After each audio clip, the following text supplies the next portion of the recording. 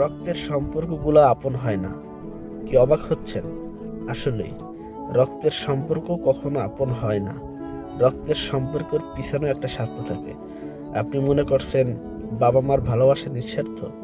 আপনি আজ তো একটা বোকার স্বর্গে বাস করছেন। বাবা মার ভালোবাসাও নিঃস্বার্থ না। তাদের ভালোবাসার পিছনে একটা কারণ থাকে। আর সে কারণটা হলো, আপনি তাদের পরিপূর্ণভাবে যতদিন দিতে পারবেন, ঠিক ততদিন আপনার প্রতি ভালোবাসার কোনো অভাব হবে না।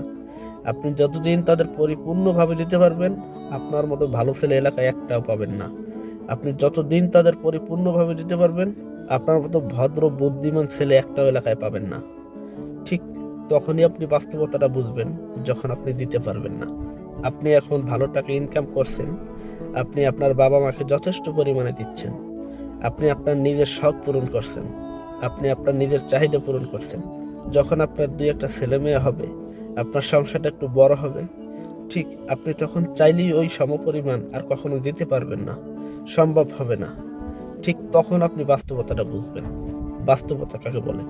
রক্তের সম্পর্ক যে আপন হয় না এবং স্বার্থ ছাড়া যে বাবা মার ভালোবাসাও পায় না, সেটা আপনি তখন উপলব্ধি করতে পারবেন।